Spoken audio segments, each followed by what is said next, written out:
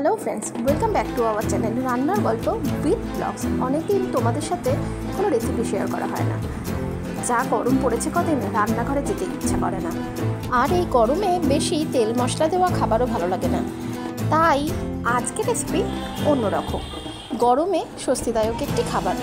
এতক্ষণে থাম্বনেল দেখে নিশ্চয়ই বুঝতে পেরে গেছো আজকের রেসিপি কি। আজকে আমরা বানাচ্ছি আম দই। তার জন্য আমি এখানে আম নিয়ে নিয়েছি, যেটাকে ভালো করে কেটে এর থেকে শ্বাসগুলো বের করে নিচ্ছি। বন্ধুরা, যারা যারা আমার চ্যানেলটা সাবস্ক্রাইব করেছো তাদেরকে অনেক ধন্যবাদ। আর যারা এখনও করোনি তারা ঝটপট আমার চ্যানেলটা সাবস্ক্রাইব করে দাও। আর আমার এই ভিডিওটা বেশি বেশি করে শেয়ার করে দাও।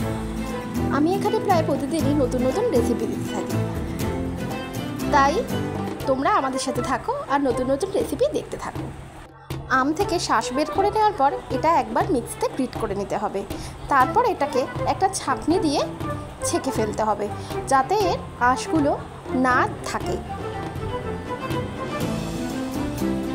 এরপর আমি এটাকে একটা সাইডে রেখে এখানে আমি একটা কাপড় নিয়ে নিয়েছি, যেখানে অল্প পরিমাণ টক দই নিয়ে সেটাকে ছেঁকে নিচ্ছি। দেখো, টক দই থেকে একদম জলটা বের করে নিচ্ছি। এরপর যে আমটা আমি গ্রিট করে রেখেছিলাম সেটাকে কড়াইয়ের মধ্যে দিয়ে নেড়েচেড়ে নিচ্ছি।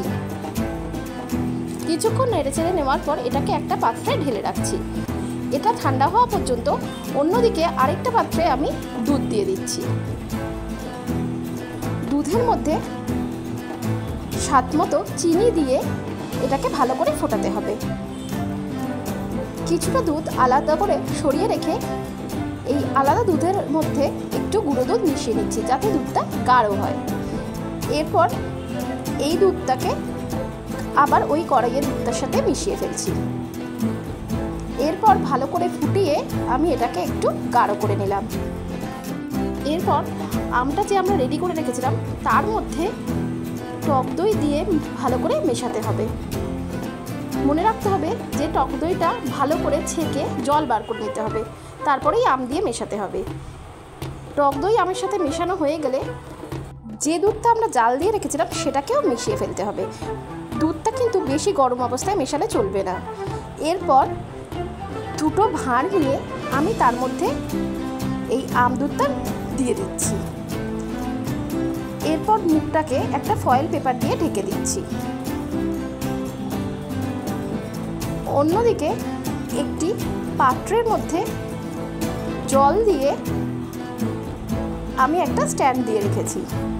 এরপর এখানে একটা থালা দিয়ে যে ভাঁড় দুটো আমি রেডি করে রেখেছিলাম সেগুলো বসিয়ে দিচ্ছি। এরপর কিছুক্ষণ এটাকে ভাপে রাখছি।